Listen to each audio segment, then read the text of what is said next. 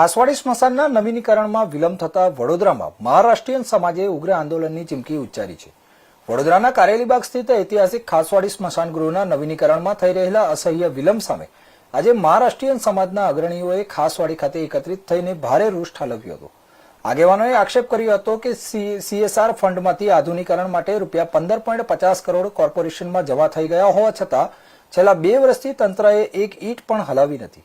આ કામ અટકેલું હોવાથી નાગરિકોને સ્વજનોની અંતિમ વિધિ કરવામાં ભારે હાલાકી ભોગવવી પડે છે, જેને સમાજ પોતાનું અપમાન ગણાવે છે।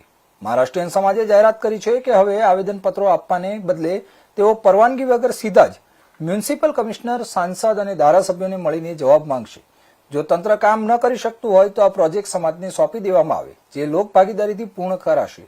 બેઠકના અંતે સત્તાધીશોને સદબુદ્ધિ આવે તે માટે સ્મશાન પરિસરમાં આજે રામધૂન બોલાવીને ભારે વિરોધ પ્રદર્શિત કરાયો હતો।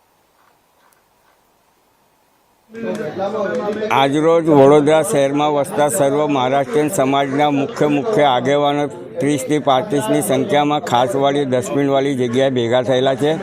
છેલ્લા 3 વર્ષથી સરકાર, સ્થાનિક પ્રશાસન, ચૂંટાયેલા સાંસદો, ધારાસભ્ય મહારાષ્ટ્રીયન સમાજનો ઘોર અપમાન કરી રહ્યા છે ને અપમાન કરેલ છે। અને આજે નવીનીકરણનો 2 થી 2.5 વર્ષનો સમય આપેલો, જેના 15.50 કરોડ CSR ફંડ દ્વારા કોર્પોરેશનમાં જમા થઈ ગયેલ છે, છતાં અહીંથી આજુ આ 6 ઓરડીઓમાંથી એક ઈંટ પણ હલાવી નથી। અને જૂની જગ્યાએ તકલીફ બંને વિધિ એક જગ્યાએ કરવા પડતી હોવાથી બહુ તકલીફ પડે છે।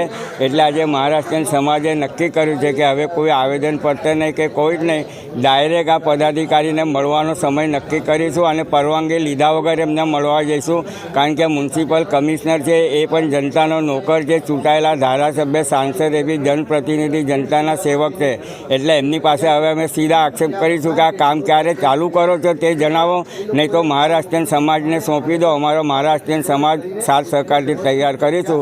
એની સ્ટ્રેટેજી માટે આજની મિટિંગ રાખી અને આ લોકોને સદબુદ્ધિ આપી એટલે રામધૂનનો કાર્યક્રમ કરવામાં આવેલો હતો। જય હિન્દ, જય ભારત।